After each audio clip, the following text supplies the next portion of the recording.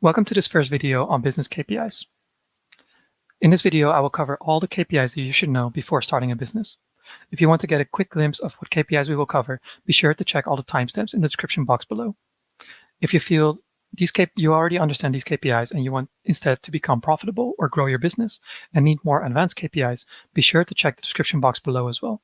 Not only do I have an ebook there, which you can download for free, covering all the KPIs that I cover in this series, I also have links to the entire masterclass or more advanced sections, more advanced videos, for which you can find all the links in the description box below. There's also a calculator, which is a spreadsheet, where you can simply input the data or the figures that you have from your business, and all the KPIs will be calculated quickly and immediately. You may ask why I created this. My name is Jim Bauman, and my mission in life is to help you turn your passion into a sustainable source of income, achievement, and fulfillment.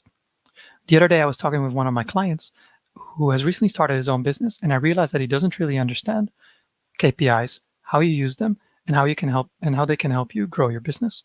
So for him and for other people like him, I decided to make this series about business KPIs. Without further ado, let's start with the first section. In this section, we will cover these KPIs. I'm not going to go through all of them in detail, but I will use an example case, which in this case is a barbershop, to illustrate all of these points, how you calculate them and how you use them. This first slide focuses simply on cash and cash burn, which I think are the two most important KPIs or the two most important business metrics that you should know. What is cash? Cash is the money that is in your wallet, in your cash register, or on your bank account. Basically money that you have access to immediately and that you can use to pay for all your bills. There are ways to start businesses without spending any money. And if you're interested in that, please leave a comment down below and I will make videos about that. But for the most part, almost every business has some costs, whether it's salaries, rent, utilities, internet fees. Usually there are some costs you have to pay for. So in order to pay for these, you need cash. Of course, there are different ways to earn cash. Most businesses earn cash by selling something to customers and customers paying them. Some businesses, however, don't get money immediately. Let's say if for most B2B businesses or businesses that sell to other businesses, they might do so on credit. They might sell a service today and they might only get the money 1 month later. In that case, it's not cash because you don't actually have the money in your pocket yet until you get it 1 month later. Of course, you can also get loans or you can get investments from other people that help you get some cash in the beginning. Cash burn is the amount of money or the amount of cash that you spend in a certain period. Most businesses operate on a monthly cycle. Of course, you can calculate all of these figures that we're mentioning in this video and in the other videos in the series on a daily, hourly, weekly, monthly, annually, quarterly. You can calculate them on any given period. But most businesses will do their books, their accounting, on a monthly basis. So that's what I will use for all of these videos too. So how do we calculate cash and how do we calculate cash burn and how do we use it? Cash is something that you should know simply by looking at the money you have in your wallet, cash register, and bank account. So we start with the cash at the start of the month and cash at the end of the month. In our example, that is 10,000 is what we have at the start of the month and 8,000 is what we have at the end of the month. By knowing these two figures, we can see that the difference is $2,000. So basically, we have spent $2,000 in the month, which is our cash burn. It's possible that we have spent even more money than this, but at the same time, we have received money by selling our products or services. But the point of this is that the way we are currently doing our business, we are losing $2,000 in cash every month, which means our cash burn is $2,000 a month. By knowing this figure, we can calculate how many months or how many weeks or days or years we have left with our business before we go bankrupt. How do we calculate that? If we know how much cash we have left at the end of the month, which is $8,000, and we know that on average we lose $2,000 a month, we can divide these two figures. We take the end of the month, 8,000, divided by 2,000, meaning we have 4 months left worth of cash. Unless we improve our business, we will know that in 4 months' time, we will have $0 left on our bank account, meaning we are bankrupt because we're no longer able to pay for our costs. This is a very simple calculation, But you can also use it in more complicated manners if you have, for instance, many more expenses, such as salary, utilities, rent, costs you have to pay to acquire your goods, your shipping fees. The principle is the same, but you can use all of this information to calculate your future cash burn. If I know that next month I will hire 3 additional people and each of them will cost $1,500 a month, I know that next month my costs, my expenses will go up by $4,500. And if I expect that my revenue, the amount of money I earn, will only increase by $3,000, that means my cash will burn $1,500 faster than what it did this month.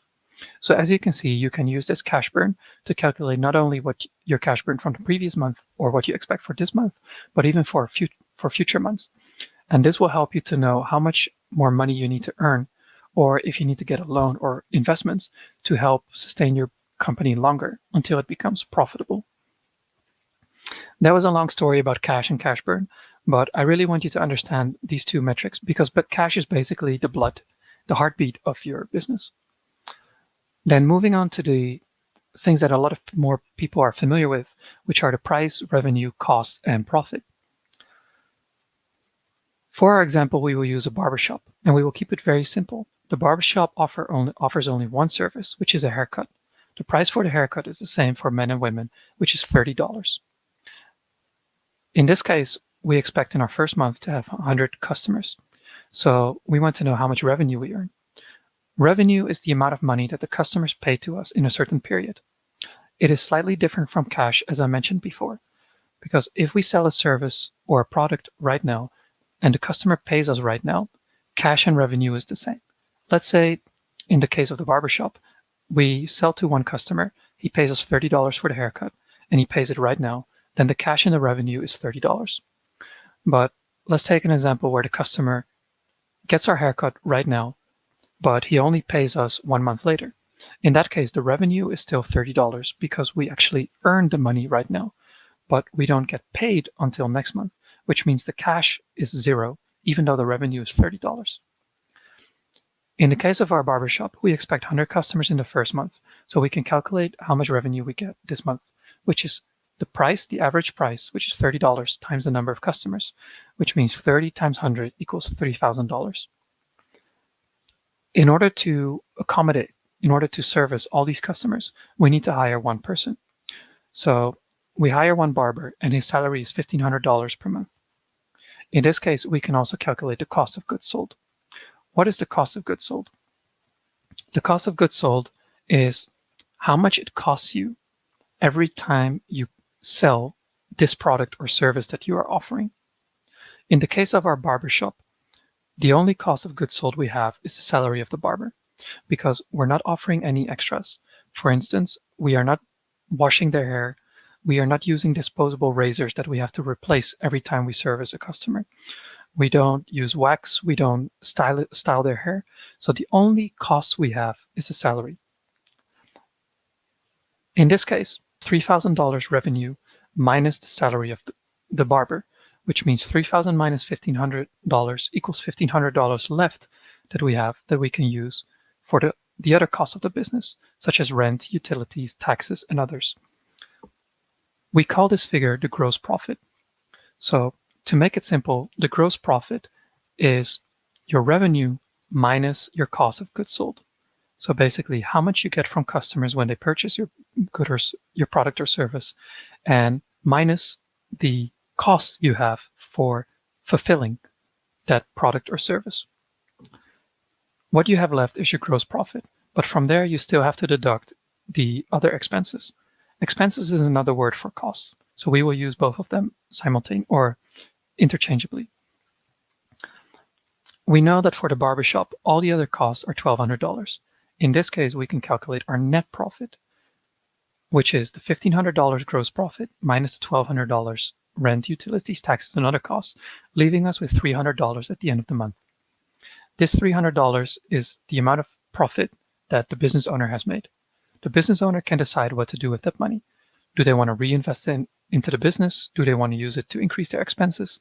Do they want to take it out as dividends and pay themselves? These are all decisions that the business owner can make. When most businesses talk about profit, they talk about net profit. But it's good to know for your business what is your gross profit and what is your net profit. Going to the next slide, we can see the gross margin and the net margin. What do these mean? When you know your gross profit, when you know your revenue, gross profit, and net profit, you can calculate these margins. Your gross margin is simply your gross profit divided by your revenue, and your net margin is simply your net profit divided by your revenue. You can see that in the case of our barbershop, the gross margin is 50% and the net margin is 10%. What these mean is that for each product or service we sell in our barbershop, 50% of it is what we have left for gross profit, and 10% is what we will have left at the bottom line. At the end of after all the costs have been deducted, 10% of whatever we sell is what we will keep as our profit. These two metrics are very important to know to see how profitable your business actually is. And most of the time, you want to improve these margins if you want to become more profitable. A lot of people focus on getting more customers and doing things like increasing the revenue, but improving your margins is usually an easier way and a quicker way to actually make your business more profitable. To give you an idea for a service-based business, you should aim to have a gross margin of about 80%. The way you can achieve that is either by increasing your price or reducing your costs. The final thing I want to mention in this section is your break-even point. Break-even point is the point at which your revenue and all your total costs are the same, meaning that you are earning enough revenue to pay for all the costs, all the expenses that you have in a certain period. This way, you are not losing money in your business with your business. To use the barbershop again as an example, we know that the salary is $1,500 a month. We know that all our other expenses are $1,200. So our total costs within a month are $2,700. In this case, if we don't earn $2,700 in that same period, we will be losing money. However, if we earn more than $2,700, we will be able to make a profit, which is extra money that we have left at the end of the month that we can use to pay ourselves or reinvest in the business. So now that we know our break-even point, we can then calculate what the price of our product should be and how many customers we need to service every month in order to reach that target. So it helps you set a target for your business in a certain time period.